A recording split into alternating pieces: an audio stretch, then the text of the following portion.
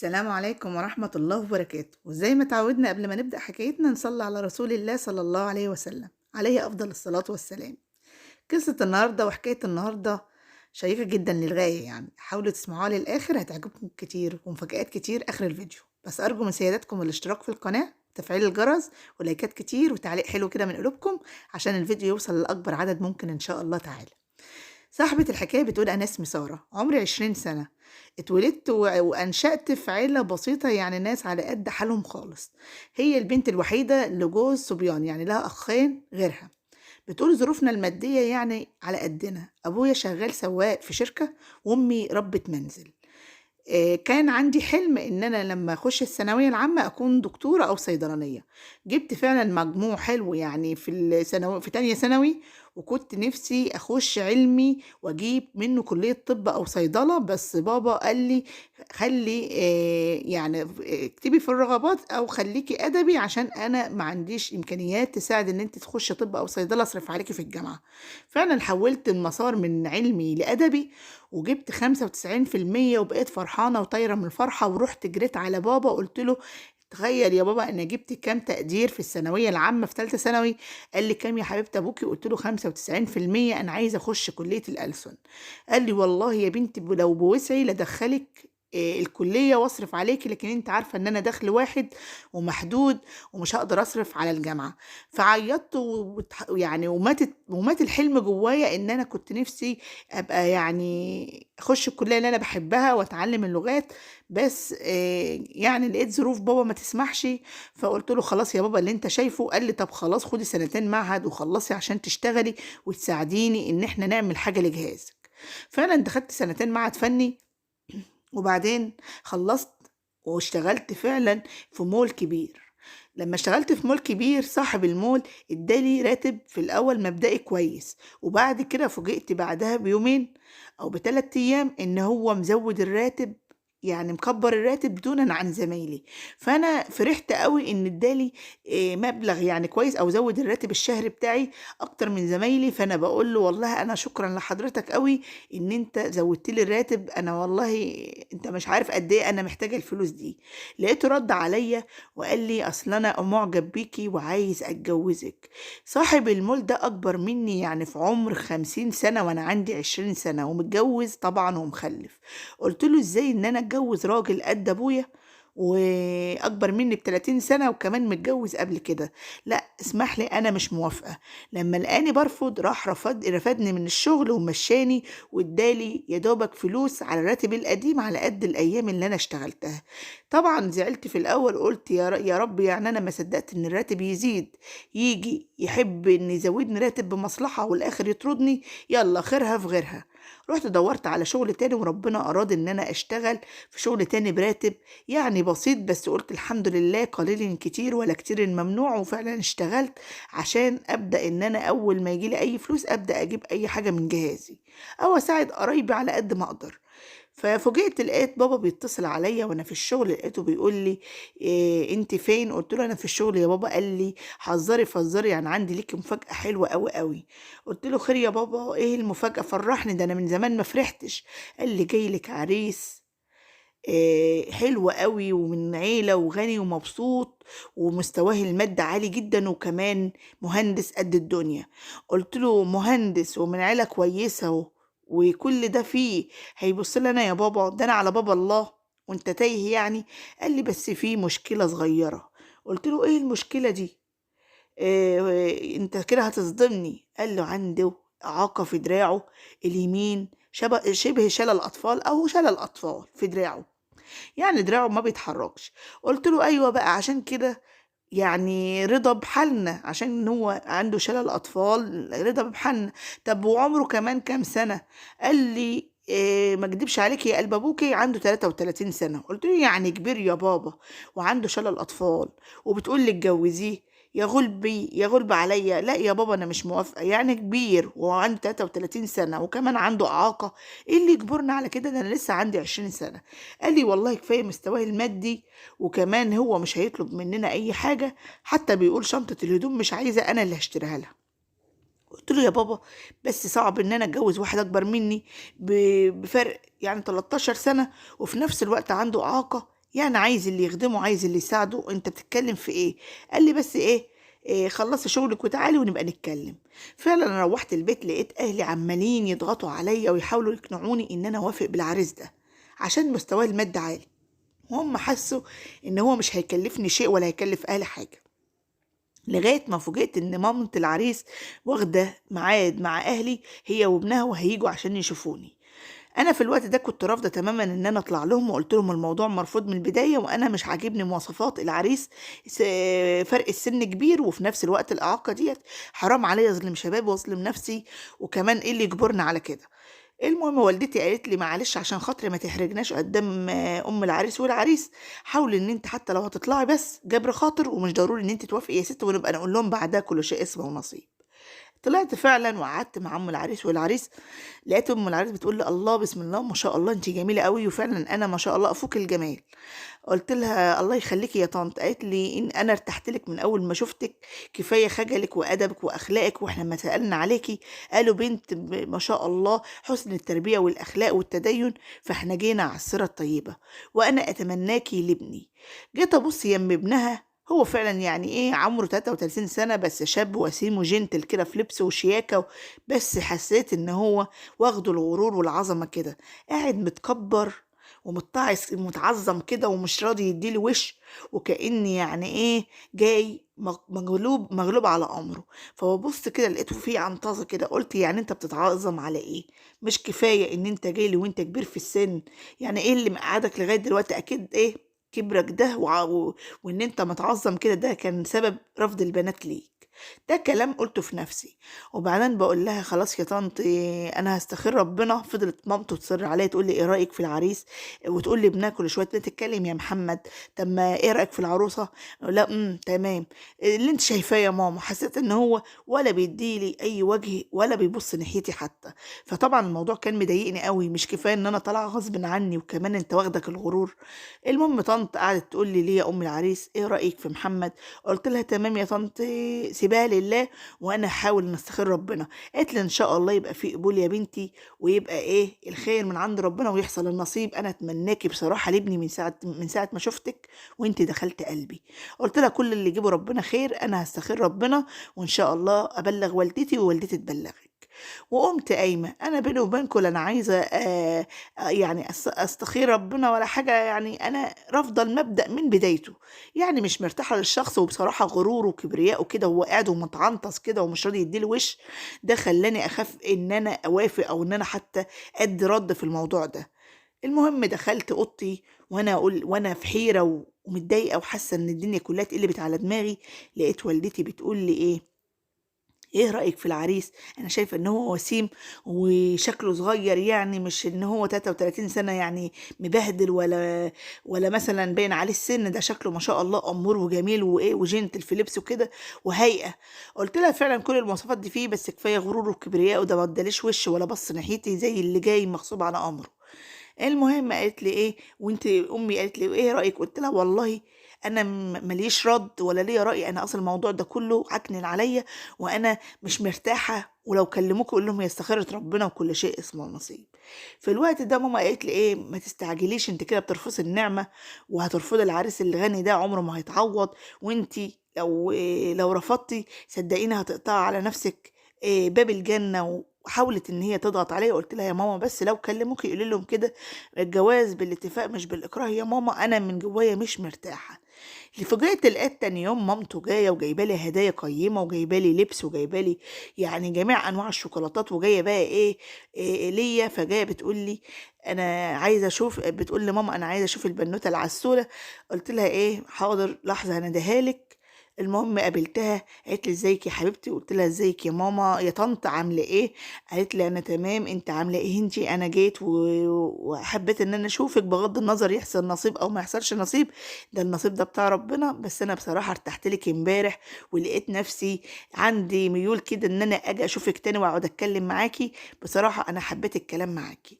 قلت لها نورتي يا طنط وشرفت البيت والله، وشرفتيني ونورت البيت، اتفضلي. لقيتها بتقول لي دي حاجه بسيطه، لقيتها جايبه لي هدايا قيمه كتير ويعني وداخله بحاجات انا ما احلمش بيها. فبقول لها ايه ده يا طنط انت مكلفه نفسك ليه؟ ما كفايه اللي انت جبتيه امبارح.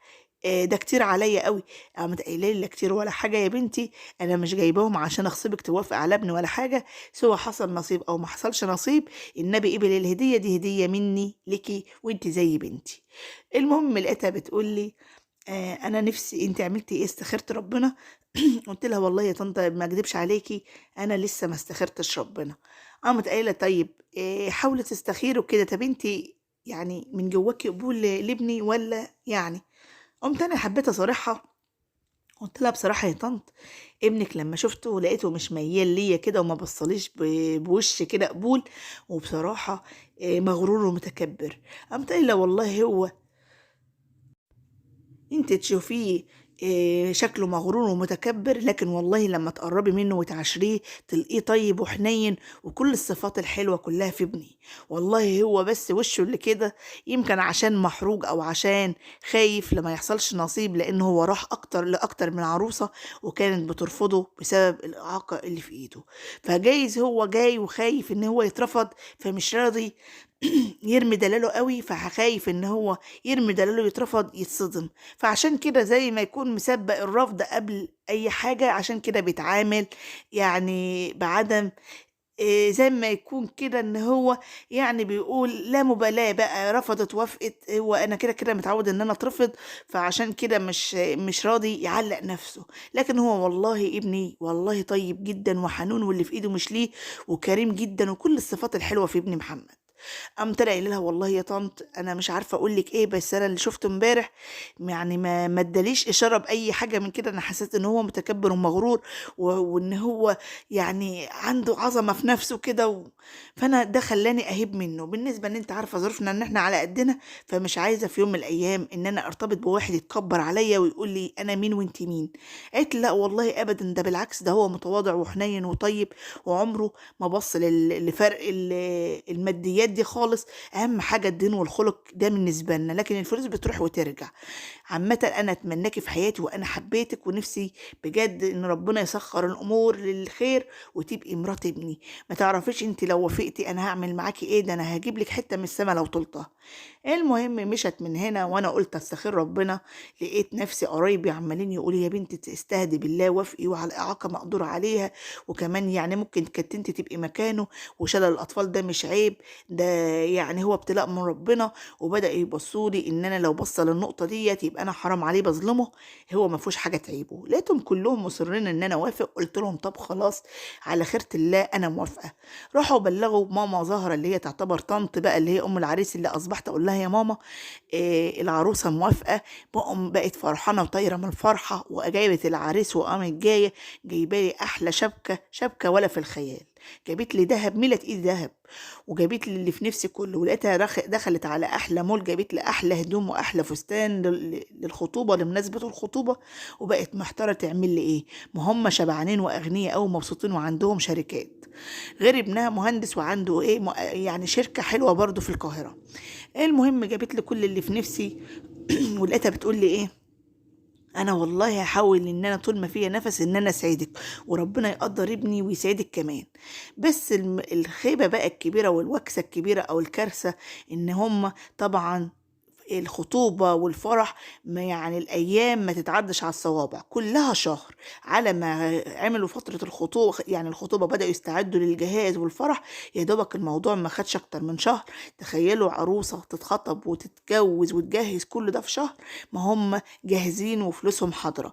المهم يوم الفرح عملوا لي فرح حلو قوي في قاعة، وعملوا لي سهرة جميلة وأحلى فستان وأحلى كوافير، وكلفوا يعني تكلفة كبيرة جدا. وبصراحة كانت أم العريس وأخت العريس وقرايب العريس كلهم فرحانين بيا وفرحانين بجمالي، وكل المداعي كانوا عمالين شايفين إنني ملكة متوجة، وإن كل كان منبهر بجمالي. والعريس كان أمور بصراحة، والبدلة كانت حلوة عليه، وكنت فرحانة بعريسي قوي.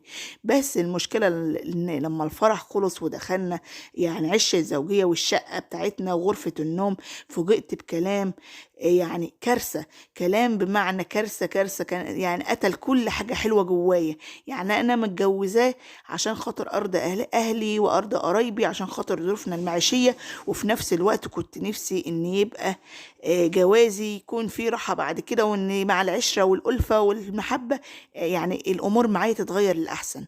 فجيت لقيت العريس بيقول لي ايه تتخيلوا؟ بيقول لي انا عايز اسالك سؤال. قلت له خير.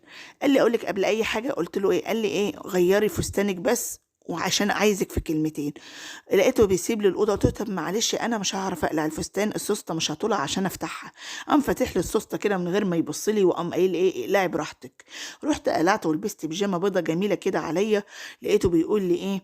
انا هغير هاخد شاور واغير كده واصلي ركعتين لله.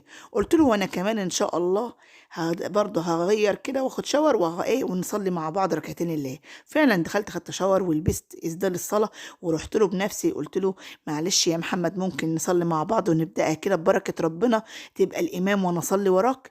قام قايل لي إيه؟ تمام مفيش مشكلة.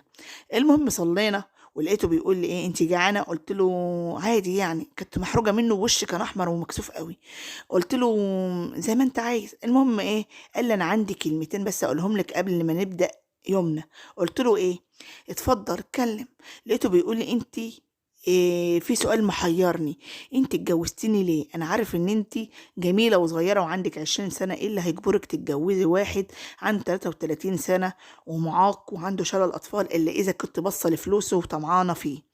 وانا عشان كده هعمل لك راتب شهر كبير قصاد ما انت هتخدميني وتغيري لي ملابسي وتقلعيني جزمتي وتلبسي لي. انت عارفه ان انا عندي ايدي اليمين كلها مشلوله وبحتاج اللي بيساعدني، وانا فعلا ما كنتش عايزه اتجوز، بس انا اتجوزت عشان خاطر ان انا الاقي حد يساعدني. فقصاد خدمتك هديكي راتب حلو، وانت بالنسبه لي هتكوني الخادمه مش اكتر. طبعا لما قال لي الكلام ده صدم عمري. قعدت اعيط واصرخ واقول انا مش عايزه اعيش معاك. انت ازاي تقول لي الكلام ده؟ ازاي تحسسني ان انا جايه لك خدامه؟ انا ليا كرامه، فلوسك دي تحت جزمتي، انا مش جايه طمعانه فيك، بالعكس انا كنت رافضاك، لولا اهلي ما غصبوا عليا ما كنتش هوافق بيك. انا لو كنت ببص للفلوس كنت بصيت لصاحب المول، اكبر مول فيك يا القاهره واغنى منك واغنى من اهلك، كنت وافقت بيه. ده كان عايز يتجوزني ويدفع لي مهر، وكان هيكتب لي شقه باسمي تمليك، وكان هيجيب لي عربيه ويجيب لي اللي في نفسي، وانا رفضته عشان فرق السن، وفي نفس الوقت ما اقبلش ان اكون ضره. لو كنت ببيع نفسي بالفلوس كان قدامي العرض مفتوح وكنت وافقت بالاحسن منك. ما دام ببص للماده كنت بعت لنفسي للي يدفع اكتر. لكن انت بصراحه انسان اناني وكلامك كله قله ذوق. المهم بصلي كده وقام قايل لي إيه كلامك ما يخلش عليا عامة. ايه انا ايه عايزه تاكلي كلي، انا ماليش نفس، انا هطلع بره واشرب سيجاره. المهم قعدت اعيط ليله كامله واعيط لغايه دموعي بقت تجري زي السيول كده وبقيت مقهوره. المهم جت الصبح حماتي اللي هي مامته تصبح عليا هي وباباه، لقتني بعيط ووش اصفر ومن كتر ونفسي عالي من كتر الصدمه اللي انا شفتها. ما فيش عروسه هتتحمل ليله فرحها الكلام ده. لقيتها بتقول لي مالك يا بنتي؟ مالك يا ساره؟ قلت لها ابنك قال لي كذا كذا كذا. قامت قايله لي معلش هو بس عنده صدمه لانه كان بيحب بنت قبل كده زميلته في الجامعه، وكانت معشماه ان هو يعني يتجوزها، وكانوا متفقين فترة الجامعة 4 سنين. ولما جيت أقدم لها أهلها قالوا له إحنا مش هنوافق ونجوز بنتنا لواحد معاق أو عنده شلل أطفال زيك، إيه اللي يجبر بنتنا نجوزها لواحد معاق؟ فهو عنده صدمة من زمان، فعشان كده بيخاف يقرب من أي بنت أو يتعلق بأي بنت بعد الحب اللي هو فشل فيه. قالت لها بس أنا ما ذنبش حاجة إن هو يتهمني إن أنا متجوزاه عشان فلوسه. قالت لها معلش اتحملي عشان خاطري. المهم هو كان ناوي إن هو بعد ما يتجوز بأسبوع يسافر يعمل دكتوراه في أمريكا، وكان هو محضر أوراقه وكان مجهز لي كمان إن هو هياخدني معاه. فلقيته بيقول لي إيه؟ دخل بعد ما مامته مشت وباباه مشى بعد ما صبحوا عليا، جهزي نفسك عشان هننزل نعمل الجواز بتاعك عشان هتسافري معايا امريكا عشان خاطر اخلص الدكتوره بتاعتي. قلت بصله كده قلت له انا ازاي ان انا اسافر معاك في بلد غريبه؟ اذا كنت انت مش كويس معايا هنا هامن نفسي عليك في بلد غريبه بعيد عن اهلي. اسفه انا عايزه اتطلق، انت تطلقني والله يسهل لك. قال لها تطلقي تاني يوم الفرح عشان الناس تتكلم عنك؟ قلت له مش مشكله الناس تتكلم عني، ولا اني عايش مع انسان مغرور وانسان اناني وانسان اسلوبه وحش زيك وانسان ما عندوش اي رحمه بالانسان اللي قدامه. قال لي لا انا مش هيطلقك، انا خلاص حضر ورقي وانت جهزي باسبورك عشان خاطر هنسافر امريكا سوا. المهم جت مامتي، ما رضتش اقول لها حاجه عشان ما اكسرش فرحتها، وبابا عشان خاطر يصبحوا عليا. قابلتهم كاني فرحانه وبرسم السعاده عليا بالغصب كده، لان انا من جوايا مقهوره. المهم قلت لها يا ماما انا كلها 3 4 ايام وهسافر امريكا مع محمد عشان خاطر رايح يعمل دكتوراه في امريكا. امي قالت لي يا هناوه العيشه اللي انت فيها وكمان هتسافري؟ قلت لها اه يا ماما هيسافر. المهم قالت لي انت عامله معاه ايه؟ قلت لها تمام الحمد لله، انا مبسوطه وكويسه، اطمنوا عليا. المهم بعد اسبوع او 3 4 ايام او اسبوع كده تقريبا رحنا سافرنا امريكا. لقيته يعني بيعاملني بحديه. يقوم من النوم يقول لي اعملي لي فطار، اعمل فطار، يجي يلبس عشان يروح عامل شغل هناك برضو، يعني عامل شركه صغيره كده بيشتغل فيها جنب الدكتوراه بتاعته. لبسيني القميص، قفلي لي الزراير. طبعا هو ما كانش بيقدر يعمل لنفسه كل حاجه لانه ما عندوش الا ايد كويسه، والايد التانيه تعتبر عايزه ايد معاها تساعد. طب قفل لي الزرار. ساعات كنت انا بقى اللي البسه الشراب والبسه الجزمه واربط له الرباط بتاعها. يعني كنت انا بمعنى اصح كل حاجه انا بعملها له بنفسي. المهم يوم الصبح يقول لي اعملي فطار بالاوامر كده، يرجع يتغدى. ما يديليش وش. فضلنا على الحال ده يعني فتره طويله، في حدود 20 يوم ان انا عايشه معاه زي الخدامه باللقمه، اخدمه واعمل له واحس ان هو بيبص لي بصه حاده وبصه يعني غرور وكبر كده. وانا من جوايا يعني زهقانه منه ونفرة في حياتي معاه. بس برضه حاولت ان انا يعني ايه اكسب فيه الاجر واقول مش مشكلة، هو كان عايز فعلا خدامة مش عايز زوج وزوجة. المهم لقيته في يوم بيقول لي احنا معزومين بره في حفلة، في حفلة تبع الشركة كده، وزمايلي عاملين سهرة حلوة وعازميننا على العشاء، ايه رأيك نقضي يوم؟ قلت له انا فرحانة قوي بجد، انا زهقت فعلا من الروتين اليومي والبيت والقعدة البيت والملل. طب انا مبسوطة قوي. قال لي طب البسي فستان وتعالي عشان نخرج نتعشى معاهم ونسهر سهرة ونيجي. المهم رحت اخترت فستان. طبعا الملابس كلها والدته اللي جايباها، انا ما اخترتش اي حاجه، هي اللي جايبه لي كل الملابس. المهم سبحان الله لبست فستان. لقيته بيقول لي ايه الفستان ده ضيق قوي. قلت له ازاي ده ماما زهره اللي اخترته لي والدتك. قال لي بس ضيق عامه عشان ما عادش وقت، انا هسيبك المره دي تلبسيه بس بعد كده الفستان ده ما يتلبش. قلت له خلاص ما فيش مشكله حاضر، ولو عايزني اغيره. اما قايل لي لا خلاص مش مشكله، اللي اتلبس اتلبس يلا عشان نمشي. وانا في وسط الحفله لقيت الناس كلها بتبص لي يعني معجبين بجمالي وكده. وفوجئت ان ليه صاحب اسمه خالد، اللي هو كان يعني هو اللي صاحب العزومه وهو اللي كان عازمنا، بيقول لجوزي ايه القمر ده؟ طول عمرك يا محمد متفوق عليا في الدراسه وغالبني، وانا كنت بحاول اغلبك وساعات كنت اغلبك، لكن دلوقتي انت طلعت ما انت السهل، غلبتني في العروسه، جبت ملك الجمال وصغيره احسن مني، ده جمالها يعني ملهوش وصف. وقعت واقف يا محمد انت جبت دي منين؟ ده اجمل من مراتي بكتير. ساعتها حسيت في عينين محمد جوزي ان هو غيران جدا. ولقيته بيقول لي إيه يلا عشان نمشي. قلت له لا احنا لسه جايين. قال لي يلا عشان نمشي. لما روحنا البيت نكد عليا وقام قايل لي ايه ما انت يا هانم لابسه لي فستان ضيق ومحزق عليكي لما خليت اللي يسوى المسواش يتكلم عليكي ويبص لك. قلت له انا؟ قال لي اه.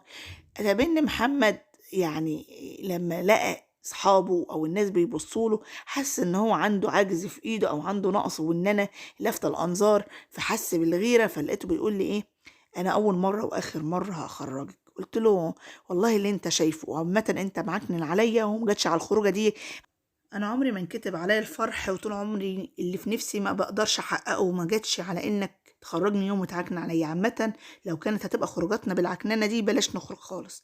المهم لقيته نام في جنب وانا نمت في جنبه وما اداليش وش زي العاده، وبرضه قايمه بواجباتي وخدمتي ليه، انا مجرد خدامه عنده. لغايه ما في يوم يعني عدى اسبوع كده لقاني تعبانه ومرهقه ونفسيتي مش حلوه ومكتئبه. لقيته بيقول لي ايه رايك تيجي نتعشى بره؟ فرحت جامد وقلت يلا ماشي مفيش مشكله. لبست. قبل ما اختار اللبس قلت له اختار اللي انت عايزه واللي هلبسه على مزاجك، اختار لي طقم كده واسع ومحترم وحلو يعني. قال لي ده اللي هتلبسيه. قلت له تمام. وطلعنا فوجئنا لقينا مرات خالد وخالد اللي هو سبب مضايقه جوزي موجود في المطعم اللي احنا داخلينه. لقيت مرات خالد هي طبعا عارفه جوزي. لقيته بتقول له ازيك يا استاذ محمد، ودي المدام انا متشرفه بمعرفتها، ولقيتها بتقول لي لازم اخد رقمك عشان نبقى اصدقاء، انا هنا برضو في الغربه لوحدي، نبقى ونس لبعض ونبقى نسال عن بعض ونود بعض. ولقيت خالد بيبص لي نظرات كلها قذاره، يعني كانه معجب بيا، كانه بيلفت نظري، ما شالش عينه بصراحه من عليا. ولقيت محمد واخد باله، عمال غيران ومولع والشرار هيدق في عينيه. فجيت ابص لقيت جوزي يعني طلب العشاء وعزم عليهم كلهم، ولقيته بيقول ما بياكلش. فبقول له مالك يا محمد مش بتاكل ليه؟ قال لي ماليش نفس. ولقيته متضايق وغيران جدا من نظرات خالد ليا. المهم قلت انا قايله له ايه، طب خلاص يا محمد يلا ايه نروح. قال لي ايه يا ريت. انت لقيت خالد بيبص كده، بقول لي انتوا يا جماعه مستعجلين كده واحنا لحقنا نقعد؟ قلت له لا مش مشكله، عشان انا ايه، انا تعبانه ومحمد عنده شغل الصبح. وخدت جوزي ومشيت. لقيته لما روحنا يقول لي ايه، كويس ان انتي قومتينا عشان نروح. انا بصراحه كنت متضايق من الشخص ده عرفني في حياتي ونظرته ليكي ما بتعجبنيش. قمت انا حبيت استفز محمد وانا ما اعرفش بقى ان هو غيور. قلت له ايه، والله صاحبك ده دبلوماسي ورومانسي وبيفهم وبيقدر وجنتل كده. هو شاف اللي انت ما شفتوش ومعجب بيا ازاي، يا ريتك انت كنت تبقى زيه وتحس بيا زي ما هو حس. فعلا دي الناس اللي بتفهم. لقيته عينيها تطق شرار، قمت ضحكه وقمت ساكته. المهم لقيته ايه بيقول لي طب خلاص ماشي، قلعين الجاكيت وقلعين القميص كده وفك لي الزرار عشان انام. ولقيته عادي بقى ومش عاطلي وش خالص كالعاده. لقيته بعد فتره بيقول لي ايه، يلا نخرج نتعشى بره، انا ماليش مزاج اكل في البيت. ورحنا، جيت ابص لقيت خالد خد رقمي من مراته وبدأ يبعت لي رسائل يقول لي انت جميله قوي، انت حلوه قوي، انا مش عارف ايه اللي جبرك على الراجل تتجوزي واحد معاق ومشلول زي ده، انت ازاي تدفني شبابك مع انسان زي ده، الفلوس مش كل حاجه، لو على الفلوس انا غني، اتطلقي منه وانا اتجوزك. طبعا انا ما ردتش عليه، بس رحت قلت لمامة محمد اللي هي حماتي حصل كذا كذا، ما هي كانت سري وكانت عارفه ان محمد ما بيعاملنيش كويس، كنت كل حاجه بحكيها لها. قالت لي ما تقوليش لمحمد حاجه عشان ما يغيرش من صاحبه ويبقى فيها مشكله، ما تردش عليه وخلاص. فكانت حماتي عارفه عني كل حاجه. المهم ما ردتش على الرساله وتجاهلتها وسكت. فجيت في يوم كنا معزومين في فرح ابن صاحب المشروع اللي محمد كان واخده معاه، فلقينا خالد هناك. لقيت خالد عمال يبص لي وجوزي كان متضايق. المهم لقاني عمال اتكلم مع الحريم وخالد عمال يتكلم مع اصحابه. سمعوا طبعا محمد جوزي وهو بيقول لصاحبه، خالد بيقول لصاحبه انا مش عارف هي وافقت بيه على ايه، ايه المشلول والمعاق ده ياخد بنت مكنه زي كده، ده امرايه، ده حلوه، ده جميله، ده كتير عليه، هو ابن المحظوظه، يعني متفوق في دراسته، متفوق في مشاريعه كمان، محظوظ ياخد واحد زي ديت، انا مش عارفه رضت بيه على ايه. طبعا محمد لما سمع الكلام لقيته جه شدني من دراعي ويعني ضايقني، شدني كده وقال لي يلا عشان نمشي واحرجني قدام الناس كلها. وانا مروحه البيت وفي الطريق جالي رساله، لقيت خالد كاتب لي فيها ايه. طبعا محمد شاف الرساله، جاي لي كده يعني تنبيه بالرساله كده، قال لي مين اللي بعت لك رساله؟ قلت له ما اعرفش. قال لي طب افتح الرساله. لا خالد بعت لي إيه، انت مشيتي ليه؟ انا اتضايقت لما لقيته شدك قدام الناس بالطريقه الوحشيه ديت، انت انسانه كتير عليه، انا والله منك اسيبه ومعيش معاه، ابعدي عنه واتطلقي وانا اتجوزك، انا بحبك انت ومعجب بيك، انا ما بنامش الليل من غير ما من غير ما افكر فيكي، انت شاده انتباهي، انت. لقيت محمد بيقول لي ايوه بقى انت كمان بتخونيني مع خالد وبترسليه وبتحبيه من ورايا. وقام لما روحنا البيت نزل فيا ضرب مبرح وبقى موتني وقطع شعري في ايديه. واقول له والله العظيم ما حصل، والله ما حصل، مفيش بينه وبينه حاجه، ده هو واخد الرقم من مراته وهو بيلغيني وانا بتجاهله. اسال حتى ماما زهره هي عارفه كل حاجه. قال لي كمان وامي عارفه. قلت له انا ما بخبيش على حاجه. قام قايل لي طب عامه إيه ابعدي عني دلوقتي. وقام سايبني بعد ما موتني من الضرب، قام سايبني وقام طالع بره، دخل الاوضه الصبح لاني مغمى عليا في الارض وان انا في حاله ما يعلم بها الا ربنا، ووشي كله كدمات من اثر الضرب. المهم صعبت عليه، قعد يفوق فيا. طبعا هو طبعا ليه دراع واحد اللي بيتحرك، ما بقاش قادر يشيلني ولا يعني. بيقول لي طب فوق عشان خاطري، حاول يفوقني لغايه ما فقت. لقيته بيتاسف لي ويقول لي حقك عليا، انا مش هزعلك تاني. وفعلا صعبت عليه. ولما لقاني بقول له انا قايله لمامتك كل حاجه، ثق فيا اكتر. ولقيته بادئ يعاملني معامله ادميه وبدا يحن عليا ويقول لي وعد مني عمري ما عدت اضربك يا ساره ولا مد ايدي عليكي. قلت له انت يعني موتت كل حلم حلو في حياتي، كفايه ان انا ما خدتش تعليمي، كفايه ان انا ما نجحتش في اي حاجه، حتى في اختياري في العريس اللي انا ضحيت عشان اختاره. انت بتعاملني بمذله، بتعاملني ان انا جاريه وخدامه. قال لي خلاص حقك عليا والله، اول مره واخر مره عدت اضايقك او اضربك. وفوجئت لقيته تاني يوم بيقول لي انا قدمت لك في الاكاديميه عشان تتعلمي اللغات اللي انت كان نفسك فيها، وانت هتذاكري وانا هذاكر عشان اخد الدكتوراه وانت تخلصي الاكاديميه، وهوظفك عندي في الشركه عشان تبقى مترجمه في اللغات، وهاعمل لك كل اللي في نفسك. فرحت جدا ان هو بدأ يحقق لي حلمي، وبدأ ان هو يساعدني ان انا احقق حلم كبير كان نفسي فيه. قلت له بجد يا محمد؟ قال لي بجد عشان خاطرك. وبدأ يعاملني معاملة كويسة، وبدأ يساعدني، وبدأ يعني يحاول ان هو يعتمد على نفسه، ان هو يعمل بعض حاجات ليا. وبدأ يعمل لي الفطار رغم ان كان بيوقع بعض حاجات، يعني لو جه يعمل فطار ممكن الاقي اللبن في الارض، الاقي اي حاجة، بس ما كنتش بزعل، كنت بقول كفاية ان هو بيحاول يعوضني ويرضيني. لغاية ما لقيته في يوم بيقول لي انا نويت اعمل حاجة يا ريت تعجبك، ايه رأيك نبدأ حياتنا كده نعمل عمرة لله؟ ورحنا فعلا عملنا عمرة، وما شاء الله لقيته بدأ ان هو يعاملني معاملة كويسة جدا. وفوجئت كمان ان جايب لي فستان زفاف ابيض، فانا استغربت قلت له ايه ده؟ قال لي فرحنا هيبدأ من اول النهارده، ونسي كل اللي فات، احنا كان بقى يعني جوازنا عدى عليه شهرين. قال النهارده يعتبر اول يوم جديد لينا بعد العمرة، هنعمل فرح من جديد، وده اول يوم هنبدأ فيه يعتبر اول تاريخ لنا في جوازنا، وان شاء الله تبقى بداية خير. طبعا لبست الفستان واحتفلنا مع بعض، ولقيته عايز بقى ايه، خلاص بقينا متجوزين. بقيت محروجة منه ومكسوفة، لغاية الحمد لله ما بقينا اسعد اتنين، اسعد زوج وزوجة. بس كان جالي مشكلة ان انا مش قادرة اخلف، جالي بعد مشاكل في تأثر على الخلفة من ناحية يعني كان عندي بعض التهابات او بعض مشاكل في المبايض ان انا تأثر على الخلفة. الحمد لله عالجتها وخلصت انا الاكاديمية، وهو خلص الدكتوراه. وفوجئت ان انا بيقول لي انا عندي ليكي مفاجأة كبيرة. قلت له ايه هي؟ قال لي احنا خلاص حجزنا عشان ننزل مصر، وصفت كل مشاريعي، وان شاء الله هنعتمد على الله وعلى مشروعنا في مصر، ونقعد في وسط اهلنا. ولما نزلت طبعا قلت له يا محمد انا عندي مشكلة في موضوع الحمل، لو عايز تتجوز اتجوز، انا مش هقدر احرمك من حاجه زي كده. قال لي ازاي يعني انت بتقولي الكلام ده؟ يعني انت ضحيتي بنفسك وبتساعديني وبتكرميني وبتعملي كل ده عشان الخلفه، هسيبك انت معايا لغايه اخر يوم في عمري ما افكر اتجوز عشان الخلفه، انت بنتي وحبيبتي وكل حاجه، ولو ما خلفناش انا مش عايز عيال، مش عايز عيالة، كفايه انت تبقي في حياتي. قلت له بجد يا محمد؟ قال لي اه بجد انا عمري ما استغنى عنك ابدا. وقته بيبوسني من جبيني ويطقطق عليا ويقول لي انت عندي احسن من الخلفه، انت بنتي وحبيبتي واختي وكل حاجه. نزلنا مصر لقيت نفسي تعبانه، اتصلت على والدتي قلت لها انا تعبانه يا ماما. المهم قالت لي في دكتوره هنا قريبه لنا، دكتوره نساء، منها تكشف عليك ومنها تطمن عليك اذا كنتي تقدري تخلفي ولا لا، يمكن لعل وعسى خير. رحت عندها وفوجئت ان لقيت الدكتوره بتقول لي مبروك، ده انت حامل في 3 شهور. مع ان انا كان عندي مشكله في التبويض، فما كانتش الدوره منتظمه عندي عشان اعرف اذا كنت بحمل ولا لا، يعني ساعات كانت تنزل شهر شهرين لا، شهر شهرين لا، فانا ما كنتش متابعاها كويس. لا ده بتقول لي مبروك، ده انت حامل، انت ما تعرفش ان انت حامل؟ قلت لها لا انا التبويض عندي او الدوره الشهريه مش منتظمه عندي. قالت لي لا ده انت ما شاء الله حامل كمان في 3 شهور. فرحت جدا ورحت لمحمد قلت له بارك لي يا محمد. قال لي خير؟ قلت له انا حامل، وحامل في 3 شهور. قال لي بجد؟ يا ما انت كريم يا رب، ربنا بيحبنا وختمها معانا بالحاجه اللي تفرحنا. انا مبسوط قوي، ولقيته فرحان وسعيد في وسط الاهل واللمه، والحمد لله بقينا عايشين احسن زوجين، وربنا اراد ان احنا نجيب ولد زي العسل ونسميه احمد، والحمد لله بقت حياتنا حياه كويسه.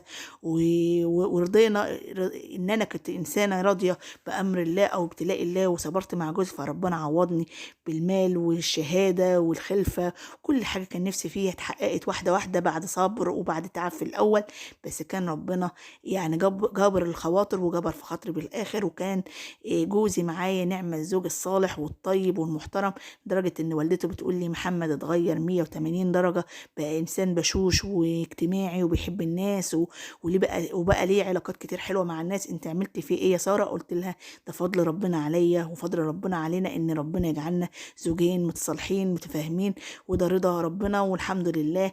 انا سعيده مع محمد، ولو لفيت العالم كله ما كنتش هلاقي زيه.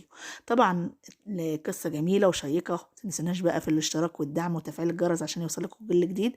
والسلام عليكم ورحمه الله وبركاته.